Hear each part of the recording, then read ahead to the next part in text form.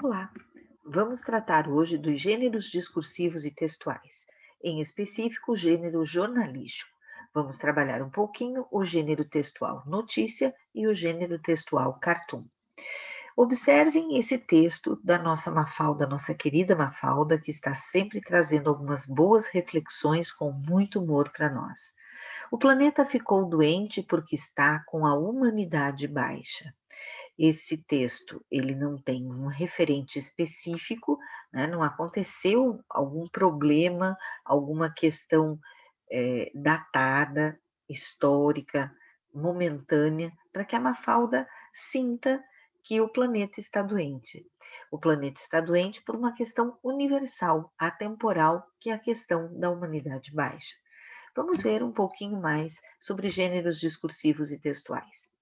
Bem, nós encontramos o Bakhtin, que é um estudioso russo, proponente desse viés filosófico sobre a linguagem, que fala sobre gêneros discursivos. E o Bakhtin nos diz que no momento da interação, seja ela oral ou escrita, os sujeitos recorrem a determinados gêneros discursivos. Essas escolhas, elas estão intrinsecamente associadas às necessidades dos falantes, dos escritores. E ele classifica os gêneros discursivos como primários e secundários. Os primários são aqueles mais simples, por exemplo, relacionados ao campo da oralidade, como o diálogo, o qual é a conversação mais clássica, né, dentro da comunicação. Para a gente se comunicar, a fala é a primeira instância, digamos assim, e confere uma singular importância às ideologias cotidianas, né? É através da fala que nós expomos aquilo que nós pensamos. Já os gêneros secundários são mais complexos. Por exemplo, o romance, o conto, a crônica, um artigo de opinião, os textos científicos, a redação até que nós fazemos na escola é também tratada como um gênero complexo. Muito bem, vamos voltar um pouquinho, porque nós ainda não tínhamos acabado essa questão. Os gêneros discursivos são nominados, portanto, segundo a intencionalidade. Se eu quero fazer dar uma informação, prestar uma informação, eu tenho o gênero jornalístico.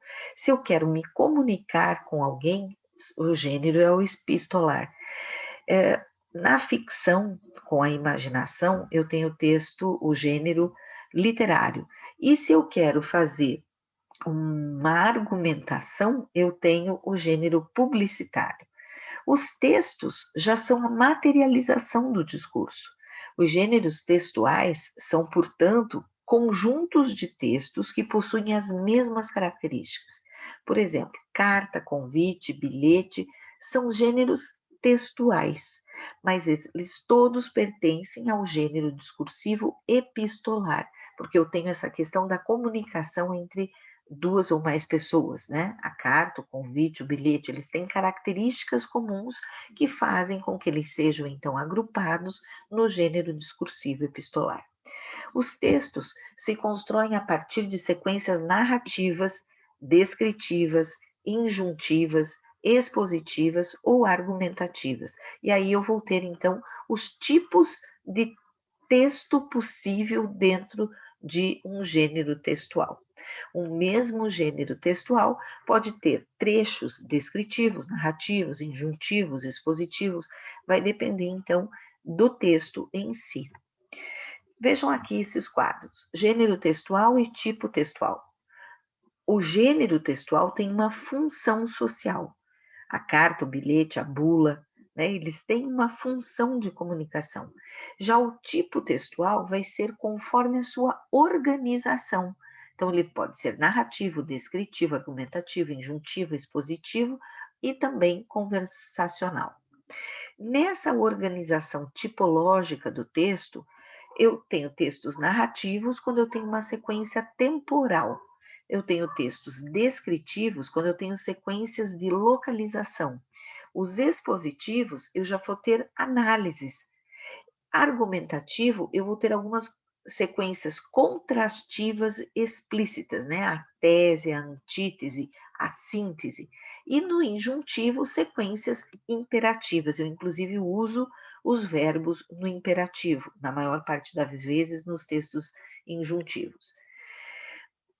Com isso, vamos caracterizar notícia. Nós já vimos notícia, nós já lemos a respeito, mas vamos relembrar um pouquinho. Notícia é um texto jornalístico de cunho informativo que tende a tratar os fatos de forma imparcial. Quais são as características do gênero notícia? Ela é curta, ela relata fatos verdadeiros, que são recentes, apresenta nível de linguagem corrente, não é muito erudita, mas também não é cheia de vícios. Ela é objetiva e impessoal, ou seja, é em terceira pessoa, não tem muita adjetivação e sem a opinião pessoal do escritor. Além disso, a estrutura da revista. Eu tenho um título ou uma manchete que tem como objetivo chamar a atenção do leitor para a notícia. Eu posso ter, não é obrigatório, mas eu posso ter um subtítulo que complementa o título com mais alguma informação importante ou uma chamativa. Eu tenho o lead, né, do inglês lead, que é o primeiro parágrafo da notícia, que deve responder às perguntas quem, o que, onde e quando. E o corpo do texto, que é o desenvolvimento da notícia, que traz mais informações sobre o ocorrido, geralmente respondendo às perguntas como, por quê e para quê, e apresentando então as consequências. Vejam só que interessante esse exercício de linguagem. Vamos ver aqui. Vocês já imaginaram se a história de Chapeuzinho Vermelho fosse verdadeira? Como que ela seria contada na imprensa do Brasil? Essa história da Chapeuzinho Vermelho virando notícia nos jornais e nas revistas. Então vamos ver aqui. No Jornal Nacional, William Bonner diria: Boa noite. Uma menina quase chegou a ser devorada por um lobo na noite de ontem. Patrícia Poeta. Mas a atuação de um lenhador evitou a tragédia. No encontro com Fátima Bernardes. Que gracinha, gente. Vocês não vão acreditar, mas essa menina linda aqui foi retirada viva da barriga de um lobo, não é mesmo? Na revista Veja, por exemplo, Dilma sabia das intenções do lobo. Na revista Cláudia, como chegar à casa da vovozinha sem se deixar enganar pelos lobos no caminho. Em outras revistas, por exemplo, na revista Tititi, Lenhador e Chapeuzinho flagrados em clima romântico em jantar no Rio de Janeiro. E assim por diante. Nós teríamos então aqui vários exemplos que vocês podem depois ler com um pouquinho mais de calma. E o que é o cartoon? Né? O cartoon é oriundo do inglês, que significa cartão. E esse cartão tem como objetivo a realização de uma crítica através de uma imagem que possa ser representativa para o leitor e levá-lo a uma reflexão. Então vejam o cartoon do Alexandre Beck, que invoca uma reflexão atemporal sobre o papel da amizade. Para mim, o melhor amigo do ser humano é o sapo, mas o cachorro cuida da casa, é companheiro nos passeios, na alegria e na tristeza.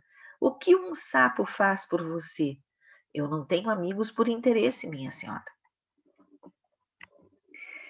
Muito bem, com isso, nós introduzimos essa questão, esse assunto do cartoon. Né? Num próximo vídeo, nós vamos ver outras informações relacionadas a esse assunto. Até mais.